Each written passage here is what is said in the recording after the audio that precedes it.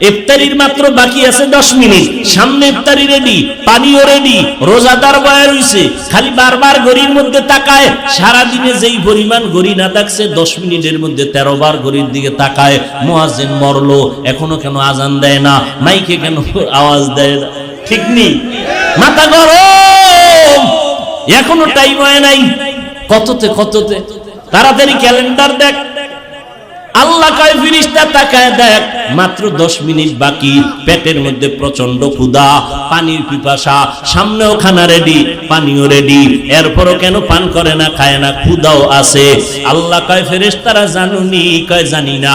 আল্লাহ বলে, ও ফেরেশতা তাকায় দেখ, সবাই আমি আল্লাহকে ভয় করে, এবং তোরা সাক্ষী থাক, আমি আল্লাহ এদের জীবনের সব গুনাহগুলো মাফ করে দিলাম।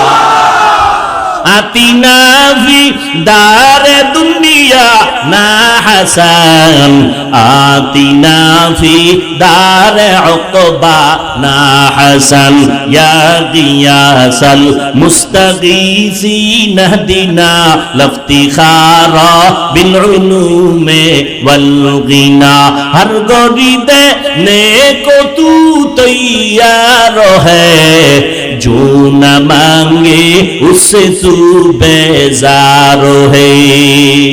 তাকওয়া অর্জন করো রোজার মাধ্যমে।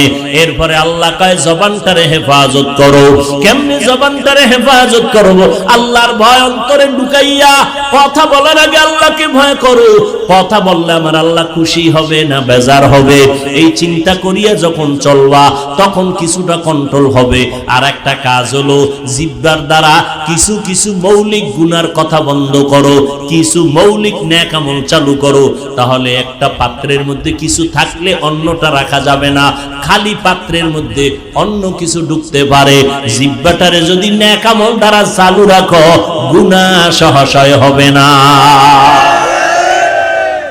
জিহ্বাটারে নেক আমল দিয়া চালু রাখো, গুনাহ কম হবে।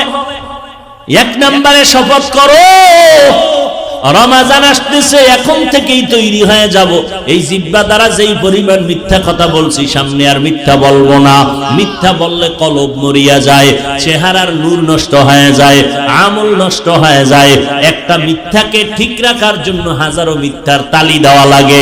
মিথ্যা বন্ধ করে দাও। আল্লাহর নবী বলেন মিথ্যাবাদী জাহান্নামী। মিথ্যার দ্বারা মানুষের জিন্দেগি বরবাদ হয়ে যায়। আল কিযবু ইহুলিক। আল্লাহ কোরআনে বলেন ওয়াইলু ইয়াউমা ইযিল মুকাদ্দিবিন, ওয়াইলু ইয়াউমা ইযিল লিল মুকাদ্দিবিন। মিথ্যাবাদীর জন্য ওয়াইল নামক জাহান্নাম। আল্লাহর নবী বলেন ইয়াকুমাল কিযব ফা ইন্নাল কিযবা ইয়াহদি ইলাল ফুজুর ওয়া ইন্নাল ফুজুরা ইয়াহদি ইলান নার। মিথ্যাবাদীর চূড়ান্ত ফলাফল হলো জাহান্নাম। 2 নাম্বার, জবানকে হেফাজত করো। গীবত শিকায়াত করা যাবে না। গীবত করা হালাল না হারাম? জোরে বলেন। ওয়াইলুল লিকুল্লি হুমাযাতিল লুমাযা। এই সূরাটার ব্যাখ্যা পড়ে দেখবেন গীবত করা হারাম, মরা ভাইয়ের গোশত খাওয়ার সমান। আল গীবাতু আশাদ্দু মিনাজ জিনা। নবী বলেন জিনা করার থেকেও গীবত করা মারাত্মক অপরাধ। এই গীবত থেকে জবানকে হেফাজত করো। তবে এই সূরার ব্যাখ্যা পড়লে দেখবেন 4 কারণে গীবত করা ওয়াজিব, না করলে গুনাহ হবে। এর মধ্যে একটা কারণ, ইসলামের ব্যানার লাগাইয়া যারা উম্মতের বইলা বইলা সজাগ করা, সতর্ক করা যে ওই ভণ্ডের কাছে যাইবা না, ওই দরবারে যাইবা না, ওই মাওলানার কাছে যাইবা না, এইভাবে আহলে হকরা বললে এটা সওয়াব হবে, এই গীবত করলে এটা সওয়াব, এই গীবত না করলে গুনাহ হবে। ওয়াইলুল লিকুল্লি হুমাযাতিল লুমাযা। এই সূরার ব্যাখ্যা পড়লেই পেয়ে যাবেন গীবত করা হারাম হারাম হারাম। 4 কারণে গীবত করা ওয়াজিব, না করলে গুনাহ হবে। এর মধ্যে একটা কারণ বললাম। অতএব আমরা ইসলামের ব্যানারওয়ালাদের বিষয়ে যা বলি এটা গীবত হলেও আমাদের সওয়াব হবে। ভাইরা আমার, 2 গুনাহ, মিথ্যা বলা যাবে না, গীবত করা যাবে না। 3 নাম্বার, গালি দেওয়া যাবে না। গালি হালাল না হারাম? কুল্লি ইবাদি ইয়াকুলুল্লাতী হিয়া আহসান ইন্নাশ শাইতানা ইয়ানজাগু বাইনাহুম ইন্নাশ শাইতানা কানা লিল ইনসানি আদুওয়াম মুবিনা। আল্লাহ তাআলা বলেন, ও নবী, মুমিনেরে জানায় দেন কাফেরের সাথে যেন খারাপ আচরণ না করে। কত কঠিন কথা। কাফেরের সাথে খারাপ আচরণ করা যাবে না, কোরআনে আল্লাহ নিষেধ করে। তার মানে মুমিনের গালি দেওয়া যাবে, কাফেরের সাথে খারাপ আচরণ করা যাবে না। মুমিনের সাথে তো ভালো আচরণ আরো আগের থেকেই করতে হবে।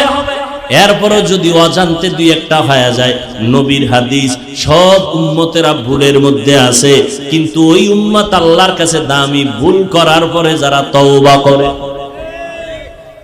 ভুল হওয়াটা মারাত্মক না, তওবা না করাটা মারাত্মক। কথা বুঝাইতে পারছি? এই বুঝেন, কিন্তু কথার মধ্যে ব্যবধান আছে। ভুল হওয়া না করা। ভুল হওয়া একটা ইচ্ছা করে আর একটা অনিচ্ছায় ভুল হয়ে গেছে।